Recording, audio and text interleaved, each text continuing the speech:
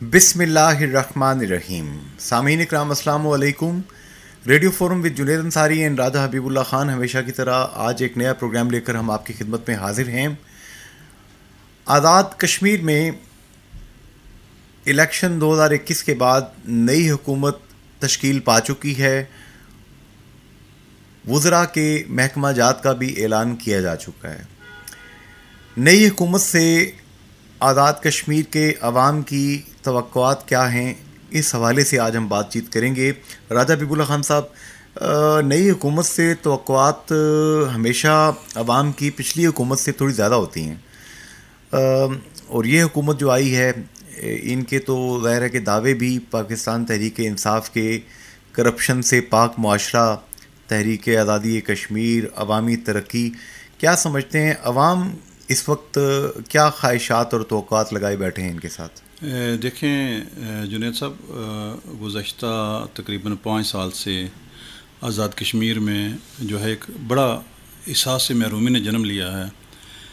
गुज़श्ता हुकूमत के दौरान बिल्कुल कोई एक सिंगल ऐसा कोई मेगा प्रोजेक्ट नहीं है जो कि आप कोट कर सकें कि लोगों को एक बड़ी देर से एक आस थी, उम्मीद थी अपने नुमाइंदगान पे पीटीआई के साथ, और मौजूदा जो सदर हैं, वज़ीर आज़म में इंतखाबात हो चुके, काबीना मुकम्मल हो गई, तो इस सब कुछ के बाद जो है लोगों की, क्योंकि आप देखें यहाँ जिस शहर में हम प्रोग्राम कर रहे हैं, यहाँ 24 सितंबर 2019 को ज़लज़ला आया था। वो बड़ा ही तबाहकुन ज़लज़ला था। इंसान अब दीदा हो जाता है सोच के उन वाक़यात को। लेकिन इतना अरसा गुजरने के बाद फ़हरिस्तें बनी, सर्वे हुए, लेकिन जो गुज़श्ता हुकूमत थी उसकी अदम दिलचस्पी की वजह से कोई ज़रा भी जो है वो पेशरफ्त नहीं हुई। किसी को 1 रुपया नहीं मिला अंसारी साहब। फिर इसी तरह ये चाकरयाम ब्रिज है, तो ये ऐसे भी 16-17 साल हो गए हैं, और इस पे भी जो है वफाकी गवर्नमेंट ने पैसे भी दिए हुए हैं, तमाम चीज़ें मौजूद हैं, वादे भी किए जाते हैं, किए गए हैं माजी में भी, लेकिन अभी तक जो है। फिर इसी तरह ज़ैली कुंभा जात का मसला था यहाँ पे। फिर जो न्यू सिटी और 4 टाउन्स थे जो बनाए गए थे, वापडा ने अपना प्रोजेक्ट मुकम्मल कर लिया, रेजिंग का जो प्रोजेक्ट था, लेकिन उन लोगों को अभी तक जो है वो रिलीफ नहीं मिला। तो ये एक खुशाइंद बात है कि चीफ सेक्रेटरी साहब ने हाल ही में दौरा किया है मीरपुर में, और उन्होंने इंडस्ट्रियल जोन जो है और आईटी के हवाले से और स्पेशली ज़ैली कुंभा जात के हवाले से उन्होंने यहाँ तक कहा कि ये अगर गवर्नमेंट को जगह ख़रीद के भी इन लोगों को अगर अकोमोडेट करना पड़ा तो वो करेंगे। तो ये मैं लेकिन राजा हबीबुल्ला खान साहब, अवामी तवक्कुआत, करप्शन ना हो, जॉब्स मिलें, जी, अगर सरकारी जॉब्स नहीं मिलती कम से कम प्राइवेट सेक्टर को इस तरीके से उनकी हौसला अफजाई की जाए कि वो जॉब्स क्रिएट करें। जी, आप क्या समझते हैं? ये बड़ी बुनियादी अंसार साहब आपने बात की है। देखें, पहले ही 1 लाख से ज़ायद मुलाजमीन हैं यहाँ, और वो एक आपने जो उनके कुंभे कबीले हैं उनकी कफ़ालत हो रही है, काम है या नहीं है। लेकिन इतने 45 लाख की आबादी को जॉब्स फराहम करना जो है, फिर हर साल हमारे बच्चे यूनिवर्सिटीज़ से, कॉलेज से फ़ारग होते हैं डिग्रियां लेके, वो फिर रहे हैं। राय साहब, तो बात से बात निकलती है, आपने जी इशारा किया। पहले एक आज़ाद जम्मू कश्मीर यूनिवर्सिटी थी, अब 5 यूनिवर्सिटीज़ हैं। Mirpur university of science and technology, Azad Jammu Kashmir university, pioneer अपनी जगह पे मौजूद है, बाग में university, women university, king Abdullah University, Poonch के अंदर यूनिवर्सिटी है। आप मतलब इस चीज़ वुमेन यूनिवर्सिटी है, बाग में कोटली के अंदर देख लीजिए यूनिवर्सिटी है। तो अब 5 यूनिवर्सिटियों से हज़ारों, एक यूनिवर्सिटी से हज़ारों तालिब इल्म जो हैं वो मास्टर्स डिग्रीज लेके आते हैं। तो अंसर तो ये किसी के बस में नहीं कि सबको नौकरी दे। तो इसके लिए जो आपने बताया कि जो हमारा इंडस्ट्रियल का शोबा है, बिज़नेस का शोबा है, आईटी का जो शोबा है, इसमें देखो जिन लोगों को समझ आए, जिन्हें ट्रेन किया जाता है, घर बैठे लोग लाखों रुपए कमा रहे हैं दुनिया में। फ्रीलांसिंग हमारे पड़ोस में कितने ममालिक हैं जो वो उनकी खिदमात ली जा रही हैं, वो उसमें एक्सपर्ट हैं। तो ये इस तरफ मैं समझता हूँ कि गवर्नमेंट को तवज्जो देने की ज़रूरत है ताकि रोज़गार के मौके जो हैं ज़्यादा से ज़्यादा पैदा हों। चूँकि आपके हल्के अहबाब में मैं जानता हूँ कि नौजवानों से लेके बुज़ुर्गों तक एक बड़ा डाइवर्सिटी है। जी। और हम देखते हैं कि एक बूढ़ा वालिद जब अपने किसी बच्चे या बच्ची को मास्टर्स डिग्री करवाता है, तालीम पे उसकी बचपन से लेके यहाँ तक उसको जो अखराजात करने पड़ते हैं, उसकी ख्वाहिश होती है कि ये बच्चा कम से कम उसको रोज़गार मुनासिब मिल जाए और ये मेरा बोझ जो है कंधों का ये मेरे साथ आके इसको शेयर करे। लेकिन माहौल इस वक्त ऐसा नहीं है। ऐसे ही है। देखें ना अंसार साहब, बुनियादी तौर पे जो इंसान है ना, और एक तरफ एक परिंदा आप तीतर का ले लें, वो जो अंडे से निकलता है ना तीतर का बच्चा, तो उसी वक्त अपने रिज़्क़ के लिए भाग दौड़ शुरू कर देता है। ठीक है जी। जो इंसान है ना, इंसान का जो बच्चा है वो 20-25 साल तक वालिदैन उसकी कफ़ालत करते हैं, बड़ी मेहनत करते हैं, अपने जेवर बेच देते हैं, अपना पेट काट के बच्चों को तालीम दिलवाते हैं कि वो हमारा आसरा बनेगा। तो जब उसे कोई जो है वो कहीं कोई स्कोप नज़र नहीं आता, तो वो वालिदैन भी सोचते हैं, वो बच्चा भी मायूस होता है, फिर माशरे में बड़ी ख़राबियाँ इससे पैदा होती हैं। और इसी से जुर्म जो है, जुर्म की तख्लीक कहाँ से होती है जी। और फिर एक जो अनपढ़ जाहिल आदमी है ना, उसका जो जुर्म है ना वो और नैयत का होता है। लेकिन जब पढ़ा लिखा आदमी जब वो करता है ना, कोई क्राइम करता है, तो वो पूरी कौम फिर भुगतती है उसे। तो अवाम की सबसे बड़ी तवक्कुआत आप क्या समझते हैं कि यही है कि एम्प्लॉयमेंट जो है जनरेट की जाए? जी। करप्शन से पाक मुआशरा हो। जी। ये जो नौकरियों के अंदर हम सुनते हैं कि जैक लगा के नौकरी ले ली किसी ने और हक मार दिया मेरिट किसी का, क्या कहते हैं कि नहीं जी, ये मेरिट पे होना चाहिए। ये बच्चों के साथ नाइंसाफ़ी है। जो पढ़े लिखे बच्चे हैं वो बेचारे डिग्रियां लिए घूम रहे हैं और कोई किसी की सिफारिश पे जो है वो आ जाता आगे। ये तो बड़ी माशरती नाइंसाफ़ी है, मैं समझता हूँ। इस पे हुकूमत को मेरिट पे कम अज़ कम कंप्रोमाइज़ नहीं करना चाहिए। और जो उसमें यह है कि जो माजी में लोगों ने यहाँ पे करप्शंस भी की हैं, अरबों रुपए के हम सुनते हैं कि यहाँ पे टीके लगे हैं। जी। टीका ही शायद लफ्ज़ इस्तेमाल किया जाता है ये अखबारात के अंदर, अवामी ज़बान में ऐसे कहते हैं जी। तो वो उसके लिए भी क्या हमारा जो एहतसाब ब्यूरो जिसके पर कटे हुए हैं बड़े बुरे तरीके से, क्या वो कुछ काम करना बेहतर शुरू करेगा? ये जो बात चल रही है कि नेशनल अकाउंटेबिलिटी ब्यूरो नैब का जो दायरे कार है वो कश्मीर तक बढ़ाया जाए। देखें, डोमेन दोनों के डिफरेंट है। असल में चीज़ होती है अख्तियार की। जी। ठीक है जी।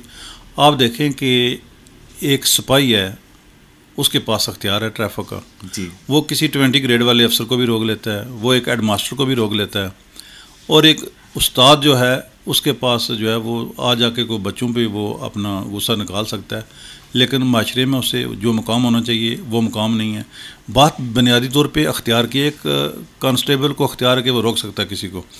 इसी तरह जब अगर आज़ाद कश्मीर एहतसाब ब्यूरो को आप अख्तियारात देंगे, वो सो मोटो एक्शन ले सकेगा, फिर ऐसे लोग वहाँ पे तैनात होंगे कि जो ख़ुद करप्शन से जो है वो पाक होंगे और जो डेडिकेटेड होंगे अपनी जॉब के साथ।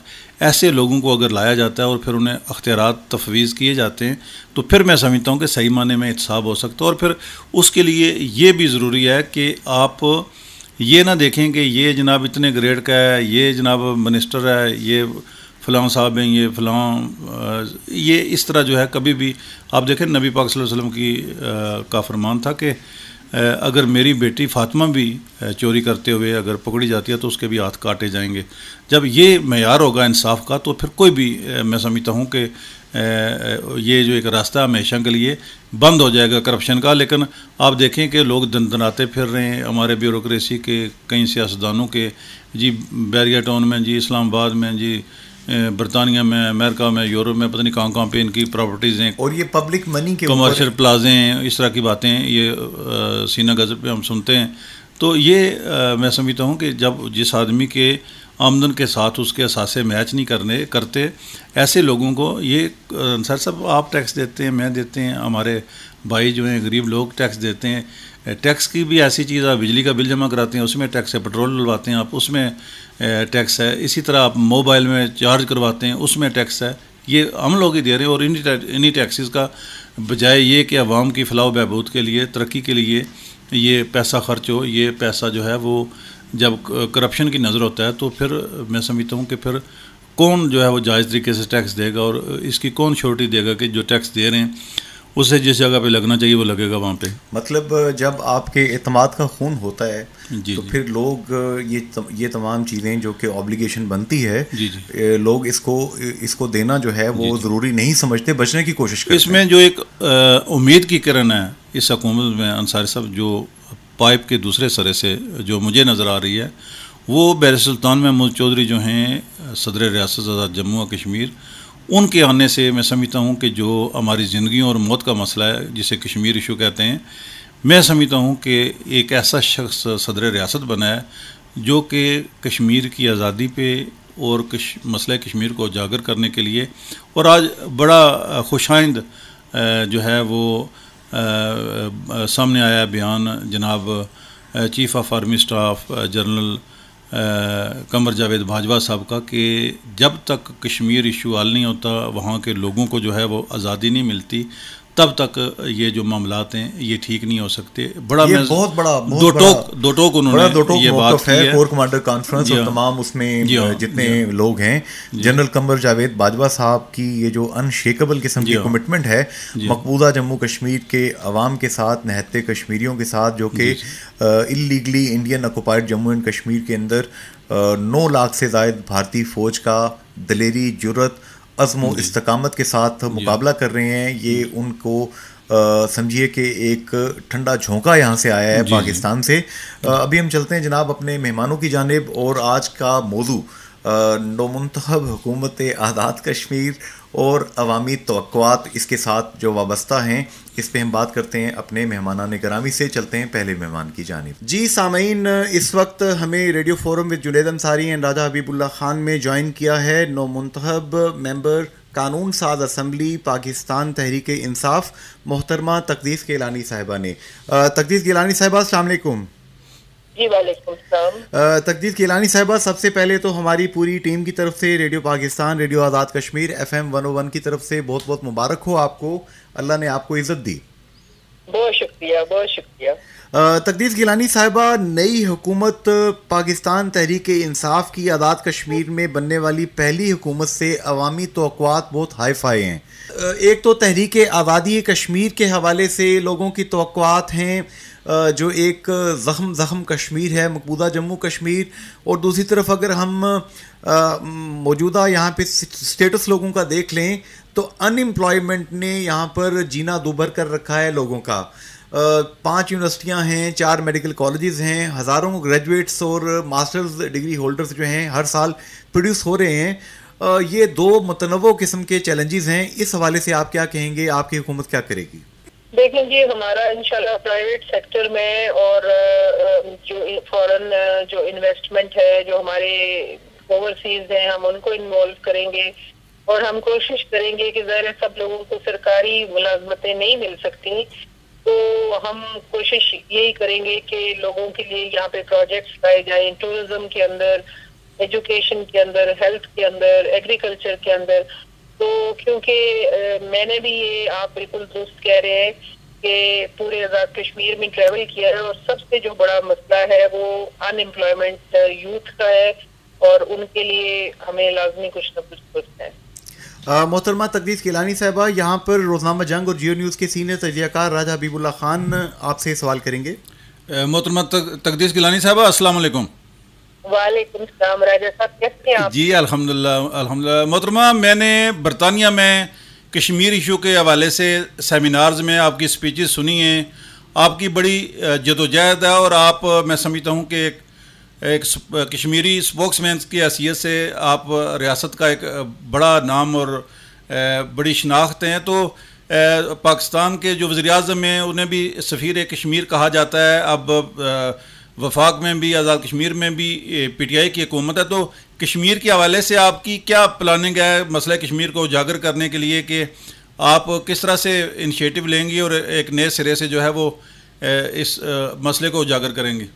Thank you so much. आप जानते हैं कि जब मैं यूनिवर्सिटी में प्रोफेसर थी, उस वक्त सरदार कीम साहब के साथ और बड़े सीनियर लीडरशिप के साथ, सरदार इब्राहिम साहब के साथ, खालिद इब्राहिम साहब के साथ, हमने इंटरनेशनली मकबूजा कश्मीर की जो लीडरशिप है हुर्रियत की, उसके साथ हमने काम किया है और बहुत काम करने की ज़रूरत है। और मैं समझती हूँ कि इसमें इस इसको कंडीशन करने की भी ज़रूरत है, इस पे लोगों को, इंटरनेशनल वर्ल्ड को एजुकेट करने की भी ज़रूरत है।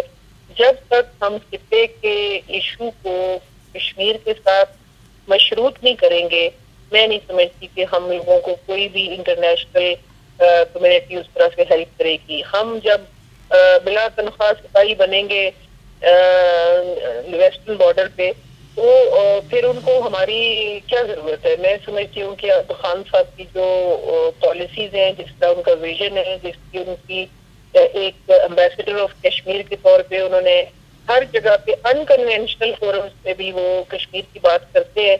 तो अब पीटीआई की यहाँ पे गवर्नमेंट बनी है, तो जाहिर है इसमें खान साहब का जो विजन है उसको अवलीन तरजीह होगी।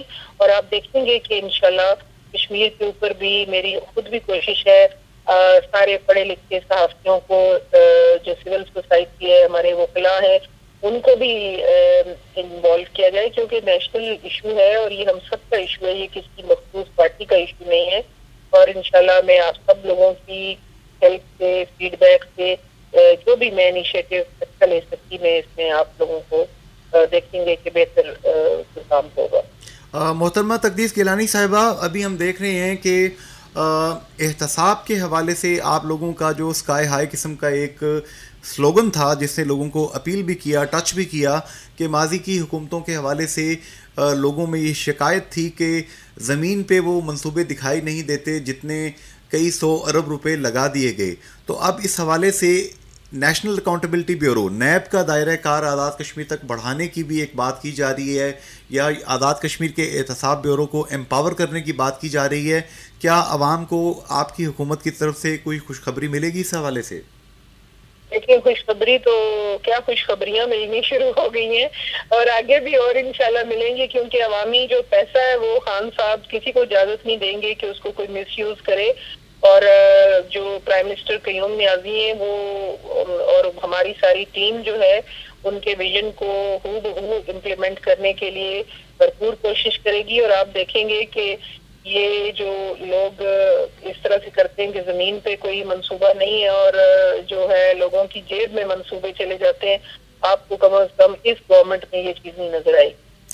माजी में ऐसा हुआ कि मुझे याद है कि सरदार चौधरी अब्दुल मजीद साहब की हुकूमत थी, तो उस दौर के कुछ सेक्रेटरी साहिबान जिनके मुतल्लिक कहा जाता था कि उनके पास उनकी आमदन से कई गुना ज़्यादा असासे मौजूद हैं, इस्लामाबाद में, कनाडा में, मुस्लिम ममालिक में उनकी प्रॉपर्टीज़ मौजूद हैं। और राजा फ़ारूक हैदर ख़ान जब अपोजिशन लीडर थे तो उनका ये कहना होता था, हमें ही इंटरव्यू देते हुए मुतअद्दिद दफ़ा मीडिया के दीगर हाउसेस को उन्होंने कहा कि उन लोगों को निशान इबरत बनाएंगे। लेकिन हमने देखा कि जब फ़ारूक हैदर ख़ान साहब की हुकूमत आई तो वही लोग उनके ब्लू आइड बन गए। तो खुदा न खास्ता आपकी हुकूमत के दौर में आप ऐसे लोगों की हौसला अफजाई तो नहीं करेंगे जो कि करप्शन के मतलब रिकॉर्ड जिन्होंने कायम किए हैं और जिनके हवाले से मीडिया पे बहुत बातें कई सालों से आ रही हैं? जी, आपने ये बेहतर निशानदेही की, लेकिन ये है कि हमारा जो मीडिया है वो बिल्कुल सोया रहा। उसने 5 साल इस पे कुछ भी नहीं किया, ना उन्होंने कोई वॉइस किया। तो ये तो क्वेश्चन उनकी गवर्नमेंट से पूछने का था। हम अपनी गवर्नमेंट की बात करते हैं, जो लोग अच्छी शोहरत के हामिल हैं, जिनमें कॉम्पिटेंसी है और जो करप्शन से पाक है, उनको इंशाल्लाह आप देखेंगे डिफरेंस नजर आएगा। सबसे ज्यादा टूरिज्म पे हम काम करेंगे, एजुकेशन पे करेंगे, अनएम्प्लॉयमेंट पे करेंगे। आप देखेंगे कि इंशाल्लाह जब ये टेक ऑफ हो जाएगी गवर्नमेंट, तो you will see the difference. आपको बहुत नेक ख्वाहिशात और आपको बहुत अच्छी तमन्नाओं का इजहार हम करते हैं अपनी तरफ से। पूरे कश्मीर में, पाकिस्तान में आपको कश्मीरी पाकिस्तानी ओवरसीज़ में लोग सुन रहे हैं। मोहतरमा तकदीस गिलानी साहिबा, मेंबर कानून साज असम्बली पाकिस्तान तहरीक इंसाफ, कोई पैगाम देना चाहते हैं अपनी कश्मीरी बहन भाइयों को तो प्लीज़ आप दीजिए। जी, मैं अपने तमाम ओवरसीज बहन भाइयों को ये कहना चाहती हूँ और अपने जो यहाँ पे भी लोग हैं उनको कहना चाहती हूँ कि हमारा ये काम नहीं है कि हम नस्ल दर नस्ल गुलाम रहें। जब आप का ये मुल्क तरक्की करेगा तो उसमें आपका भी शेयर होना चाहिए। ये नहीं होना चाहिए कि हम टूरिज्म में फॉरेन इन्वेस्टमेंट लाएं और हमारे लोग सिर्फ वहाँ पे मुलाजमत ही करें। मैं चाहती हूँ कि हमारे लोग वहाँ पे पार्टनरशिप करें, वहाँ पे खुद इन्वेस्टमेंट करें, अपने गांव के लिए, अपने इलाके के लिए एम्प्लॉयमेंट जनरेट करें। देखिए, इस वक्त हमारी जो नीलम वैली है वहाँ पे 27 झीलें हैं 27 लेक्स हैं जिधर रोड एक्सेस नहीं है। जहाँ पे रोड एक्सेस पॉसिबल नहीं है वहाँ पे इंशाल्लाह हम हेलीकॉप्टर सर्विस शुरू करेंगे और वहाँ पे जो पब्लिक टॉयलेट्स है नेट की फैसिलिटीज देंगे। तो ये सारी चीजें, इसमें सिर्फ हमने ये काम नहीं करना, इसमें हमारे ओवरसीज में भी हमारा हाथ बटाना है। हम उनको ये कहते हैं कि आप लोग अपने बच्चों को जब ये चीजें बनाएं और उनको हॉलीडेज पे बैक पाकिस्तान लाएं, अपने आजाद कश्मीर में लाएं, उनको हम यहाँ पे ये फैसिलिटीज देंगे, लेकिन उसके लिए आपको हमारे साथ, गवर्नमेंट के साथ और अपने इलाके के साथ पार्टनरशिप करनी चाहिए, ताकि हम सिर्फ हमेशा मुलाजमत ही ना करते रहें बल्कि हमारे लोग खुशहाल हों, इनकी तरक्की हो। This is my dream. मोहतरमा तकदीस गिलानी साहिबा, radio forum with Junaid Ansari and Radha Habibullah Khan में कीमती वक्त देने का बहुत शुक्रिया। बहुत शुक्रिया राजा साहब आपका भी और अंसारी साहब आपका भी, बेइंतहा शुक्रगुजार हूँ, आपने मुझे याद किया और आपने और आपके सामीन को और नाजरीन को आपके थ्रू मेरी तरफ से भी गुड विशेस हैं और आप दुआ कीजिए कि हमारी हुकूमत जिस तरह से लोगों की एक्सपेक्टेशंस हैं उसके मुताबिक हम काम करें। बहुत शुक्रिया। आमीन, बहुत शुक्रिया जी, थैंक यू। राधा हबीबुल्लाह खान साहब क्या कहते हैं? मोहतरमा तकदीस गिलानी साहिबा बड़ी वोकल लेडी हैं, सदर हैं तहरीक इंसाफ कश्मीर शोबा ख़वातीन की, जो इन्होंने बात कही, क्या कहते हैं? देखें अंसार साहब, प्रोफेसर तकदीस गिलानी साहिबा जो हैं ये शुरू से ये जो कश्मीर कल्चरल एकेडमी है इसकी भी ये आज़ाद कश्मीर की सरबराह रही हैं और पहले भी मैंने ज़िक्र किया कि बरतानिया में और दीगर जगहों पे मैं इत्फाक से एक दो दफ़ा ऐसा हुआ कि वहाँ इन्होंने बड़ी अहम तकरीबात में जो है वो बड़ा अच्छा इन्होंने कश्मीर की नुमाइंदगी की है। माशाल्लाह इंग्लिश पे इनकी कमान बहुत अच्छी है और जिस तरह से इन्होंने निशानदेही की है मसाइल की और जिस दिलचस्पी का इज़हार किया है, तो आज़ाद कश्मीर के अवाम मैं समझता हूँ तवक्को रखते हैं कि वो मुंतज़िर रहेंगे कि इस पे अमल दरामद हो, बाकी लोगों को उनकी दहलीज़ पे जो है वो रिलीफ मिले और मसाइल हल हों। और स्पेशली हम तवक्को करते हैं कि ये जो पब्लिक प्राइवेट पार्टनरशिप की बात इन्होंने की है कि नीलम है, दीगर आज़ाद कश्मीर के ढेर सारे इलाके हैं जहाँ टूरिज़्म डेवलप हो सकती है, बजाय इसके कि लोग नौकरियाँ करें, जो इंग्लैंड में लोग हैं, दुनिया के दीगर इलाकों में डायस्पोरा है, वो पब्लिक प्राइवेट पार्टनरशिप को करे और लोग इसमें हिस्सादार बने बिजनेस में। क्या समझते हैं? ये अंसार साहब ये दी बेस्ट है। मोहतरमा का भी यही फरमाना था कि बजाय यहाँ लोगों को महज नौकरियाँ दिलवाने के लिए सियाहत में या दीगर शोबों में वो इसमें पार्टनरशिप करें। देखें लोगों की ज़मीनें हैं, लोगों के घर हैं और जो इस तरह के प्रोजेक्ट्स हैं जहाँ पे फॉरेनर्स भी आएंगे, यहाँ पे टूरिस्ट और पाकिस्तान से भी और दीगर इलाकों से भी, तो उनके मैं समझता हूँ कि ये एक दुनिया की और जहाँ भी जाएं और दुनिया की जो इकानमीज़ हैं वो बेस्ट करती हैं सियाहत पे, टूरिज़म पे, और उसमें वो ख़ासा अर्न करती हैं। तो ये अगर इसमें मकामी लोग भी दिलचस्पी लें, उन्हें पार्टनरशिप मिले, तो मैं समझता हूँ कि वो उनके दिन अच्छे आ सकते हैं, गुर्बत दूर हो सकती है, बेरोज़गारी का ख़ात्मा हो सकता है। तो ये अल्लाह करे ऐसा ही हो और आसानियाँ पैदा हों आम लोगों के लिए। जी सामीन, इस वक्त हमें पाकिस्तान पीपल्स पार्टी के सीनियर रहनुमा जनाब फैसल मुमताज़ राठौर साहब ने ज्वाइन किया है। फैसल मुमताज़ राठौर साहब, अस्सलाम वालेकुम। वालेकुम सलाम। आप जनरल सेक्रेटरी भी हैं, बहुत से पोर्टफोलियोज भी आपके पास रहे, क्या कहते हैं सर, ये जो पीटीआई की नई हुकूमत बनी है आज़ाद कश्मीर की, जो अवामी तवक्कुआत हैं इनके साथ वो बड़ी स्काई हाई किस्म की हैं। आपकी जमात चूँकि एक अवामी जमात है, पीपल्स पार्टी ने हमेशा अवाम की बात की है और आपने हमेशा अवाम के हकूक़ की तर्जुमानी भी की है, तो आप क्या समझते हैं ये जो अवामी तवक्कुआत हैं ये बहुत ज़्यादा होने की का जो बोझ है ये कहीं ले तो नहीं बैठेगा इस हुकूमत को? शुक्रिया जो है सर, सबसे पहले तो मैं ये कहूँगा कि लोगों को इनसे वो तवक्कुआत नहीं है, तो जैसा कि आप कह रहे हैं ये तवक्कुआत जब इनको पाकिस्तान के अंदर किसी भी तरीके से हुकूमत में लाया गया था, जो इन्होंने बातें की लोगों को नौकरियाँ देने के, घर देने के और रोजगार देने के, उसके बाद जो अंजाम हुआ कि आज पाकिस्तान के अंदर महंगाई का एक तूफान पहुंच चुका है और लोग अपने घरों से बेघर हो चुके हैं, बेरोजगार हो चुके हैं। तो आज आज़ाद कश्मीर में यकीनन हुकूमत बनाने में तो कामयाब हो चुके लेकिन आवाम को इससे वो उम्मीद नहीं है।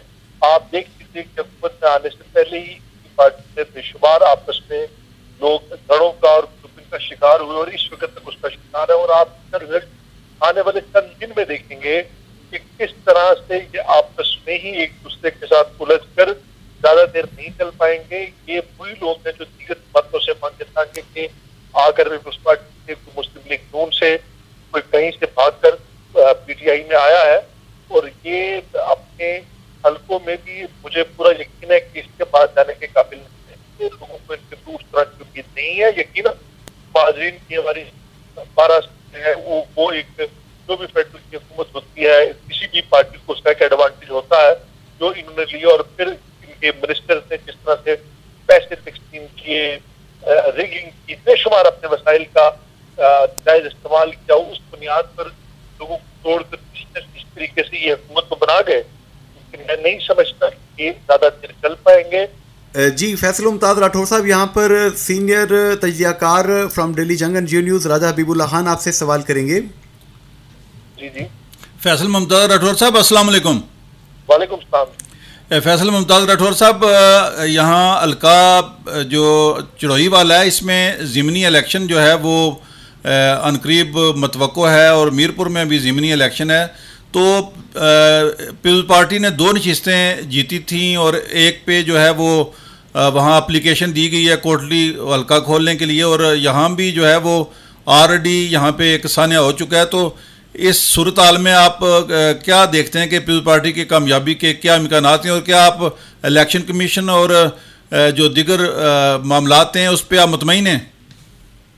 देखिए, सबसे पहले कोटली हल्के में दोबारा जो रिकॉर्ड बात कही है तरफ से मतलब पार्टी आपके सामने आपको महसूस हो रही है कि चौधरी यासीन साहब ने अपने दोनों हल्कों में से एक हल्के को छोड़ने का किया। साथ ही अचानक इलेक्शन कमीशन की तरफ से दोबारा से गिनती के हवाले से बात की गई और उन्हें बुलाया गया।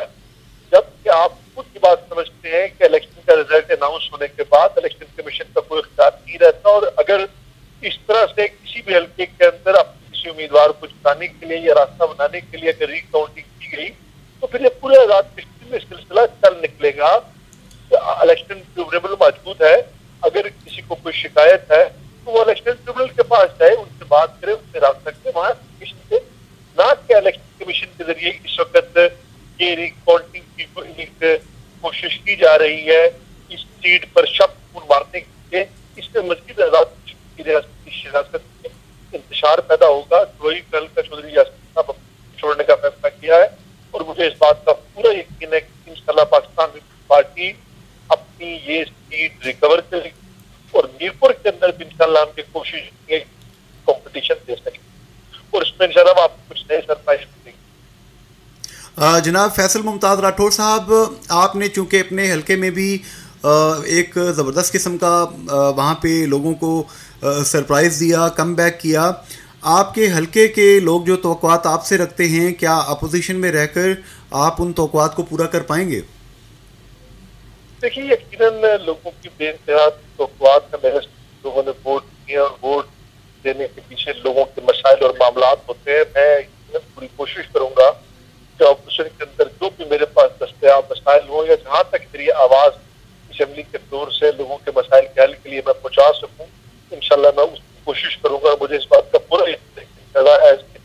MLA हल्के के लोगों की भरपूर खिदमत की कोशिश करूंगा। लोगों का हम एतमाद है, लोगों ने पिछला 5 साल वोट देता है। इस तरह से वहाँ पर गिरफ्तार की गई लोगों के मनसूबों को जाती अपने मामलात और मफादात के लिए इस्तेमाल किया गया, लोगों ने उसका रेक किया और हमें अच्छी भरपूर तरीके से कामयाबी दी।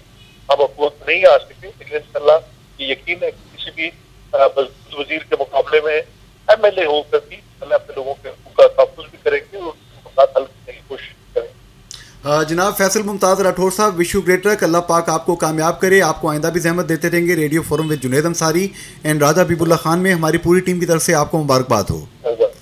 बहुत शुक्रिया जी। राजा हबीबुल्ला खान साहब, फैसल मुमताज़ राठौर साहब ज़ाहिर है कि जनरल सेक्रेटरी भी हैं, साबिक वज़ीर आज़म आज़ाद कश्मीर मुमताज़ राठौर मरहूम के साहिबजादे भी हैं और बड़ी संजीदा गुफ्तगू करते हैं। पीपल्स पार्टी की जो मरकज़ी क़यादत है वो भी इनके बारे में बड़ी अच्छी राय रखती है। ये जो बातें इन्होंने कही हैं कि तवक्कुआत लोगों की इस हुकूमत से नहीं हैं, ये तो उनका एक सियासी नज़रिया, सियासी बात, लेकिन ख़ुद ये कह रहे हैं कि ये ख़ुद कोशिश करेंगे कि अपने अवाम ने जो इनको जो मैंडेट दिया है, ज़ाहिर है वो मसाइल की बुनियाद पे दिया है। देखें जी, इनके जो वालिद मोहतरम थे सबक वज़ीर-ए-आज़म आज़ाद कश्मीर मुमताज़ राठौर, वो एक बड़े इंसान भी थे और ये उनके बेटे हैं। और वहाँ हवेली में सानिया गुगदार हुआ और वहाँ बड़ी एक टेंशन का माहौल था। अल्हम्दुलिल्लाह वहाँ पे पुरअमन इलेक्शन हुआ, कोई किसी किस्म की जो है वो वहाँ पे कोई ऐसी बात नहीं हुई। वहाँ पे नून लीग के जो वहाँ पे साबिक़ वज़ीर थे मोहतरमा मरियम नवाज़ जो हैं, उन्होंने एक बड़ा वहाँ पे जलसा किया आज़ाद कश्मीर में, शायद सबसे बड़ा जलसा था वो। लेकिन उस सब के बावजूद जो है ये सीट निकालने में कामयाब रहे और अगर ये पहले वज़ीर भी रहे हैं, लेकिन अंसारी साहब अपोजिशन में रह के भी काम करवाए जा सकते हैं लोगों के। जो मेंबरान असम्बली हैं उनके जो हैं बाकायदा सालाना जो है वो तरक्याती फ़ंड्स होते हैं, पहले लाखों में थे अब करोड़ों में हैं। तो अपोजिशन भी मौसर आवाज़ उठाती है और आज़ाद कश्मीर में जो माहौल है वो पाकिस्तान की तरह उस तरह से जैसे वहाँ पे तनाव है पॉलिटिशियंस के दरमियान, PDM और गवर्नमेंट के दरमियान, इस तरह का यहाँ पे बड़ी रवादारी है। तो ये डिपेंड करता है कि वो किस हद तक जो है वो लोगों के जो काम काज हैं, कश्मीर इशू है या दीगर मामलात हैं, तो अच्छी उनकी सोच है और कोशिश है। देखें यहाँ पे एक सवाल है राजा हबीबुल्लाह खान साहब, कई साल हमें गुजर गए, 11 साल 12 साल से हम ये प्रोग्राम कर रहे हैं जी। और तीसरी हुकूमत हम ये देख रहे हैं जी। बनते हुए। बलदियाती इंतखाबात, मुझे याद है कि पीपल्स पार्टी की हुकूमत में बनते हुए कहा गया कि 6 महीने के अंदर कराएंगे। मुस्लिम लीग नून की हुकूमत जब बन रही थी कहा जी 6 महीने के अंदर इंतखाबात करवाएंगे। जब ये PTI की हुकूमत बन रही थी तब भी कहा गया जी 6 माह के अंदर, 3 महीने से पहले, इलेक्शन से पहले जी 3 माह, तो अब शायद 12 साल तक चली गई है। जो अवाम के छोटे छोटे मसाइल हैं, पैटी इशूज़ जिन्हें हम कहते हैं, गली मोहल्ले के लेवल के इश्यूज, उसके लिए तो काउंसलर लेवल के लोग जो हैं क्या कहते हैं उसके लिए बलदियाती इंतखाबात। मैं अंसार साहब बरतानिया में मैंने देखा है वहाँ की जो काउंसल्स हैं वो इतनी स्ट्रांग हैं, वो काउंसल्स समझे कि मुल्क के अंदर एक अलहदा से मुल्क हैं, उनका अलहदा बजट है। और कई काउंसल्स ऐसी हैं वहाँ पे जिनका पाकिस्तान का जो बजट है उससे ज़ायद है। और वहाँ पे आप देखें कि सफाई सुथराई, सड़कें, इवन आप घर बनाते हैं, वो जो एक गवर्नमेंट की पॉलिसी है उससे हट के आप तामीर नहीं कर सकते। वो नक्शाजात हैं, अरबों रुपए का सालाना बजट है और वो लोग खुशी से टैक्स देते हैं और इस यकीन के साथ देते हैं कि ये हमारा जब पैसा है वो हम पे खर्च होगा।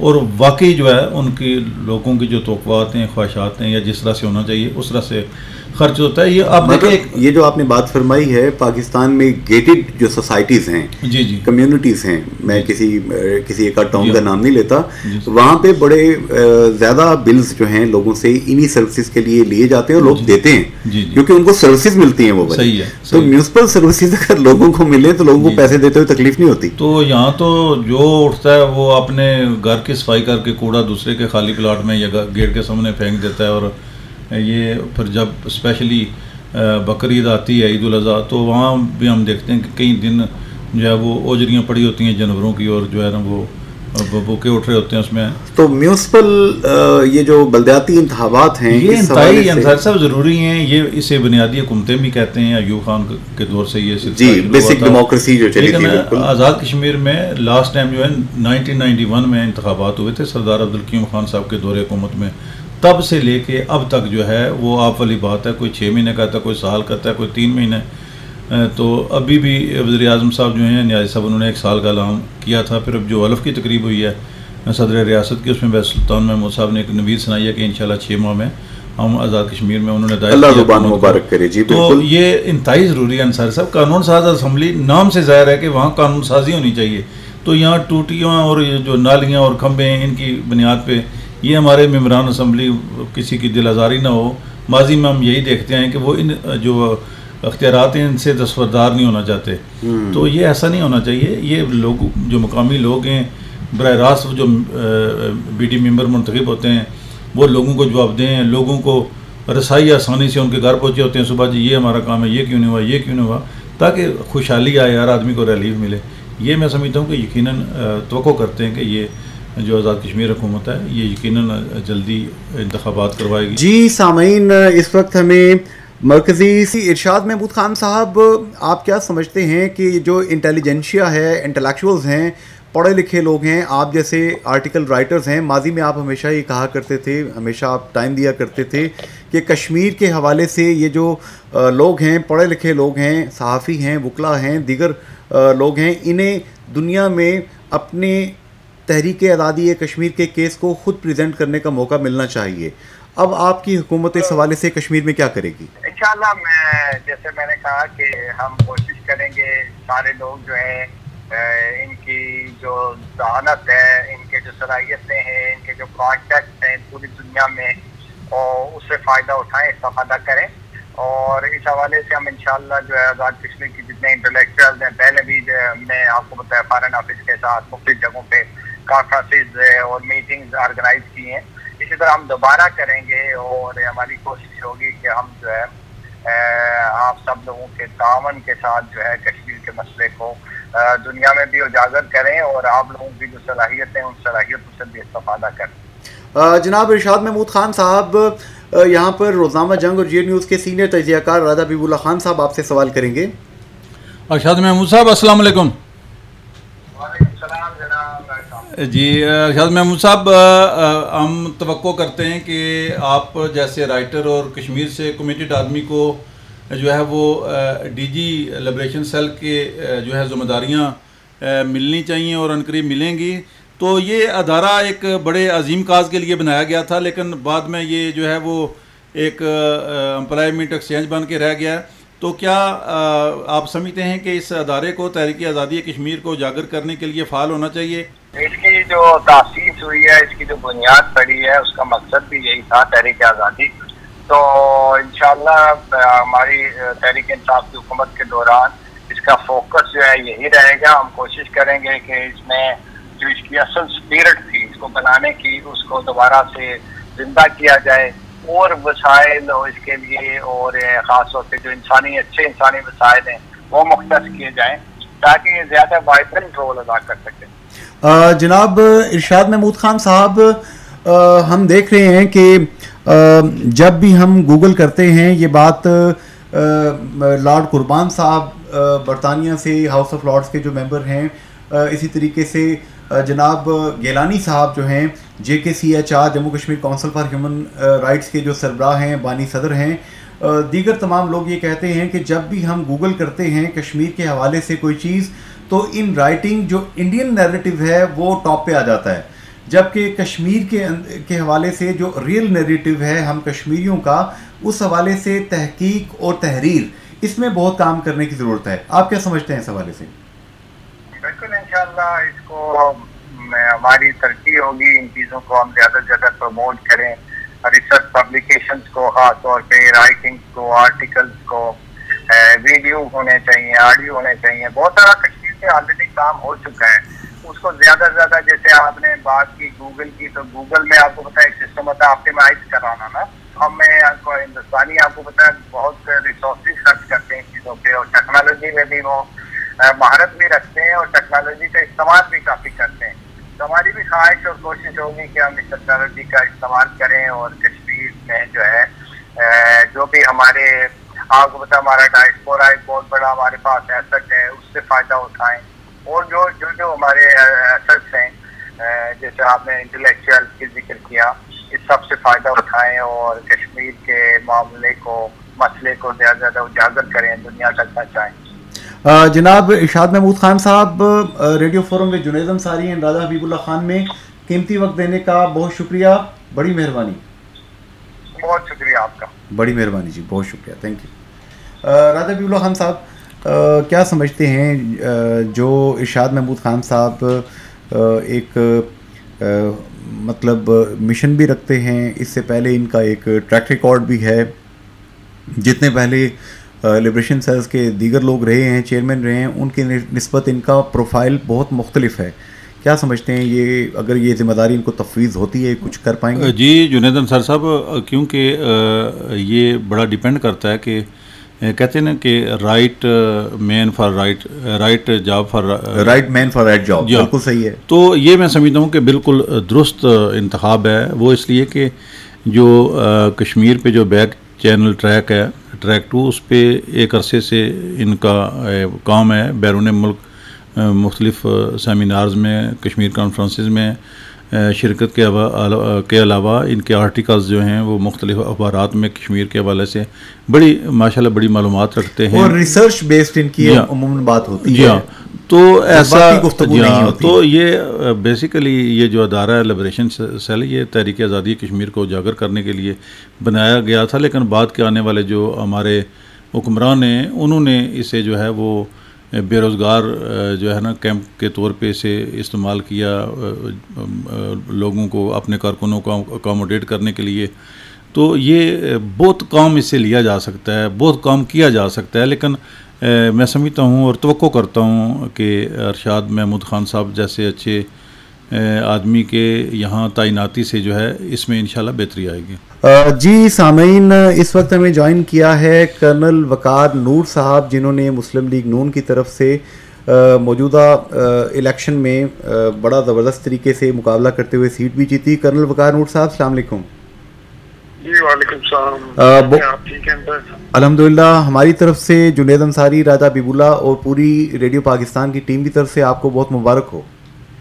बहुत मेहरबानी जी, अल्लाह का खास करम और फजल, बहुत मेहरबानी। कर्नल वकार नूर साहब, अवामी तवक्कुआत हुकूमतों से जो माजी में भी रहीं और अब भी हैं, इनमें एक तहरीक आज़ादी कश्मीर, दूसरी बेरोज़गारी और तीसरा बल्दियाती सिस्टम का फुकदान, उस हवाले से बल्दियाती इंतखाबात। आप क्या समझते हैं, क्या ये तवक्कुआत बेजा हैं या ये तवक्कुआत दुरुस्त हैं? पीटीआई की गवर्नमेंट ने पाकिस्तान में पिछले 3 साल में क्या किया? जो तवक्कुआत थी, जो सुनहरे ख्वाब दिखाए गए थे, और यहाँ थोड़े दिनों में शौक पूरा हो जाएगा। पीटीआई का जो बुखार था ना पाकिस्तान में, तो काफी उतर गया इंशाल्लाह। आजाद कश्मीर में थोड़े दिनों में जो कैबिनेट 1 महीने बाद बनी और जो कैबिनेट लड़ती रहे अपने पोर्टफोलियो पे, और जो स्टफ इनके पास आया है वो देख लीजिएगा आपको खुद पता चलेगा कि क्या तरीके आजादी कश्मीर। इनको यही क्या था जी, smart and tall, that is all. तो किया क्या इन्होंने आजादी कश्मीर, ये सौदा कर चुके हुए हैं, आपको थोड़े दिनों में खुद पता चल जाएगा। जहाँ तक बल्दियाती इंतखाबात हैं, आप देख रहे हैं पाकिस्तान में इन्होंने किया है, तो वही स्टफ जो इधर आया है। तो ये थोड़े दिनों में आपको डिफरेंस नजर आ जाएगा इंशाल्लाह, काफी कुछ नजर आ गया है। वही जो बात पहले मैंने कही है कि 1 महीने में जो कैबिनेट नहीं बना सके थे, जो पर्चियां भी उधर चलेंगी, ये वही पीपल्स पार्टी वाला दौर वापस आएगा कि सारा कुछ उधर से कंट्रोल होता था। थोड़े दिनों में आपको पता चल जाएगा इंशाल्लाह। जनाब कर्नल वकार नूर साहब, यहाँ पर राजा हबीबुल्लाह खान रोजनामा जंग और जियो न्यूज़ से सीनियर तजज़ियाकार आपसे सवाल करेंगे। कर्नल वकार नूर साहब, अस्सलाम वालेकुम। कैसे आप? जी अल्हम्दुलिल्लाह। कर्नल साहब, सबसे पहले तो आपको बहुत बहुत मुबारक हो, आप कामयाब हुए एक बड़े कंपटीशन में बड़े वाज़िया लीड के साथ। दूसरा ये है कि आज़ाद कश्मीर में जो है वो इस वक्त बातें चल रही हैं कि मुस्लिम लीग नून और जो इससे पहले पीपल्स पार्टी की हुकूमत थी, इनके इत्साब के लिए जो है वो नैब का दायरा कार आज़ाद कश्मीर तक बढ़ाने या इसे मज़ीद इनपावर करने के लिए इत्साब ब्यूरो को, इस तरह की बातें हो रही हैं। इस हवाले से क्या कहेंगे आप? I am in favour of this के एहतसाब होना चाहिए, तो बेलाग होना चाहिए। और जिन्होंने जो लूटा मारा, बेशक वो जिस पार्टी से मर्जी तलक को, उनको पकड़ा जाना चाहिए। हाँ, जहाँ तक एहतसाब ब्यूरो ये अपना इफेक्टिव करे ना जी। एक आईनी इदारा हमारे पास मौजूद है, इंडिपेंडेंट स्टेट है एक, जिसको कहते हैं हम के सदर भी है, वज़ीर आज़म भी है, आपके जुडिशियल का सिस्टम पूरा है, आपको बाकी है, तो इसको इफेक्टिव कर लेना। आप ये तो नहीं हो सकता कि पाकिस्तान की FIA भी उठाए और नैब भी उठाए और इधर लें। आप अपने इदारे ठीक करें और उनसे करवाएं। अगर आपकी नीयत ठीक है तो कोई मुश्किल काम नहीं है, मेरा ख्याल है, और ये होना चाहिए। मैं इस फेवर में, आप इसकी फेवर में हैं? जी मैं इस फेवर में, एहतसाब होना चाहिए। अच्छा, और अक्रॉस द बोर्ड होना चाहिए, विच थिंग नहीं होनी चाहिए, पॉलिटिकल विक्टिमाइजेशन नहीं होना चाहिए, टारगेटेड ऑपरेशन नहीं होने चाहिए। ये across the board for everyone होना चाहिए, और उसमें जो मर्जी पार्टी हो उसको रगड़ा लगना चाहिए, जिसने खाया उसे पकड़ा जाना चाहिए। अच्छा, एक दिलचस्प सा सवाल है, दिलचस्प कह लें या थोड़ा इबरत अंगेज़ कह लें कि उस वक्त चौधरी अनवारुल हक साहब ही स्पीकर असम्बली थे जब 4 वज़ीर आज़म चश्मे फलक ने देखे जो तब्दील हुए। सरदार अतीक साहब, सरदार याकूब खान साहब, फारूक हैदर साहब और फिर अतीक साहब। तो अब दोबारा स्पीकर असम्बली अनवारुल हक साहब हैं। एक्शन रिप्ले तो नहीं होगा सर? सियासी तजिया आपका ले रहा हूँ। मेरे ख्याल में जो इनकी देखिए PTI is not a party in Azad Kashmir, particularly in Azad Kashmir. ये सारे इन्होंने इकट्ठे किए हैं। आई वोंट से इलेक्टेबल, ये तो इलेक्ट हुए नहीं, ये सिलेक्ट हुए हैं मोस्ट ऑफ देम, ठीक है, ज्यादातर यही है। तो ये एक उसका पॉलिटिकल एंटिटी, हम नहीं समझते कि ये पॉलिटिकल एंटिटी है। और जब पॉलिटिकल एंटिटी ना हो, जब नजरिया ना हो, इनका नजरिया क्या था? इनका नजरिया इक़्तिदार। पाकिस्तान में जो जितने यू टर्न आप देख लें, उनका नजरिया इक़्तिदार था। सिर्फ किया क्या उन्होंने 3 साल में? इधर भी आप देखिएगा तो कैबिनेट आप देख लें, चंद लोगों को छोड़ के बाकी सारा आप जो स्टाफ है वो आप देख लेंगे। तो मेरा ख्याल है ये इंटरेस्ट की गेम होगी, अपने अपने इंटरेस्ट है इन सब के, ये काफी कुछ होगा, आप देखिएगा। जी कर्नल वकार नूर साहब, आपने कीमती वक्त दिया रेडियो फोरम में जुनैद अंसारी, राजा हबीबुल्लाह खान में। बहुत बहुत शुक्रिया आपका सर।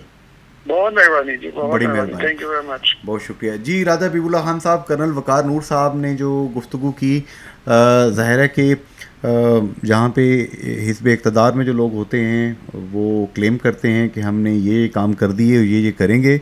जो अपोजिशन में लोग होते हैं they have right to oppose, उनको मुस्बत तनकीद करने का पूरा हक है। क्या कहते हैं? ये एक तो अंसार साहब रवायती बातें हैं कि मुखालफत बराए मुखालफत करनी है, कई दफ़ा दुरुस्त बात भी होती है लेकिन वो सियासत की नज़र हो जाती है।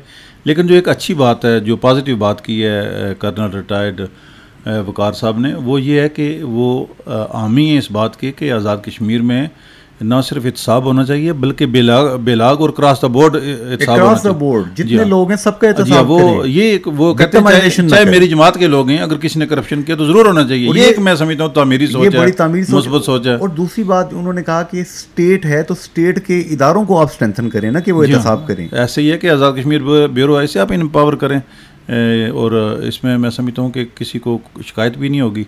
और सिर्फ अख्तियारात की बात है, पहले भी हम यही बात कह रहे थे कि अगर अख्तियार हो तो फिर वहाँ पे दुरुस्त आदमी भी हो तो फिर वही इत्साब कर सकता है जी, जिसका खुद दामन जो है करप्शन से पाक हो। आज के इस प्रोग्राम के हवाले से मैं चाहूँगा इसे आप कंक्लूड करेंगे राजा हबीबुल्लाह खान साहब। अंसार साहब, आज के हमारे इस प्रोग्राम में नौमुंतखब मेंबर असम्बली मोहतरमा तकदीस गिलानी साहिबा, सेक्रेटरी इतलात PTI आज़ाद कश्मीर और मतवक्को DG लिबरेशन सेल जनाब अरशाद महमूद साहब, और साबिक वज़ीर और secretary general peoples party Azad Kashmir जनाब फैसल मुमताज़ राठौर साहब, और अभी हमारे साथ साबिक वज़ीर और नौमुंतखब मेंबर असम्बली कर्नल रिटायर्ड वकार नूर साहब जो हैं गुफ्तगू कर रहे थे। आज के जो हमारा प्रोग्राम था इसमें यह था कि जो नई हुकूमत है इससे लोगों को जो हैं वो बेशुमार तोक़ुआत वाबस्ता हैं। वो क्या तोक़ुआत हैं, बड़ी खुल के बात हुई।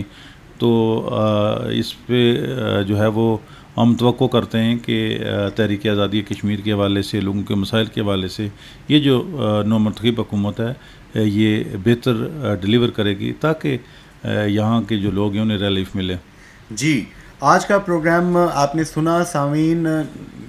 हम उम्मीद करते हैं कि जितनी भी ये पॉजिटिव स्टेट ऑफ माइंड के साथ बातें उन लोगों ने जो हुकूमत में हैं उन्होंने भी की, जो अपोजिशन में हैं उन्होंने भी की, इस सब का जो रिज़ल्ट है वो आखिर में अवाम के हक़ में बेहतर निकले। तहरीक आज़ादी कश्मीर का बेस कैंप रियासत आज़ाद जम्मू कश्मीर का ये ख़ित्ता इंतहाई हसास है और यहाँ पर लोगों की जो ज़िम्मेदारियाँ हैं, हुकूमत में जो लोग मौजूद हैं, असम्बली में जो लोग मौजूद हैं, वो दीगर खित्तों की निस्बत बहुत मुख्तलिफ भी हैं और नाजुक हैसियत भी रखती हैं। मुझे उम्मीद है कि ये जितनी बातें हमने की हैं और जो शुरका थे उन्होंने ख़यालात का इजहार किया है, ये नशिस्तन गुफ्तन बर्खास्तन तक नहीं रहेंगी बल्कि इनका रिज़ल्ट एक आम आदमी के हक़ में, तहरीक आज़ादी कश्मीर के हक़ में बेहतर निकलेगा।